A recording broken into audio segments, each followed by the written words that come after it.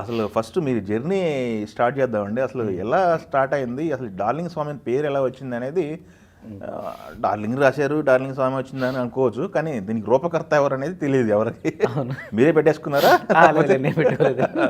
మాది తాడేపల్లిగూడెం అండి, west Godavari. Okay. So నేను అక్కడే డిగ్రీ చదివి తర్వాత ఆంధ్ర యూనివర్సిటీ క్యాంపస్లో ఒక తెలుగు లిటరేచర్ ఒకటి చేశాను. ఆ తర్వాత హైదరాబాద్ వచ్చి కోనా గారి దగ్గర అసిస్టెంట్గా జాయిన్ చేశాను. కోనాంగడి గారి దగ్గర. సో ఆయన దగ్గర ఒక 15 మూవీస్ చేశాం. కోనాంగడి గారి దగ్గర అసిస్టెంట్గా చేసి, ఓకే. ఇప్పుడు ఆ తర్వాత మీరు అసిస్టెంట్గా చేసిన టైంలో పెద్ద సినిమాలు పడి ఉంటాయి గట్టిగా. కోనాగారు ఫామ్లో ఉంటున్నారు గట్టిగా. బిగినింగ్ నుంచి ఫస్ట్ నుంచి కోనా గారి దగ్గర ఫస్ట్ నేనే అసిస్టెంట్ని.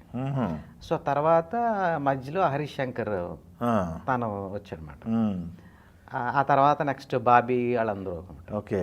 సో అక్కడి నుంచి నేను రమేష్ వర్మ డైరెక్టర్ ఉన్నాడు కదా, అవును తెలుసు, కిల్లర్ డైరెక్టర్. ఆయన ఫస్ట్ సినిమా ఒక ఊర్లోనే సినిమా చేశాను. అవును. సో దానికి నన్ను పిలిచారన్నమాట.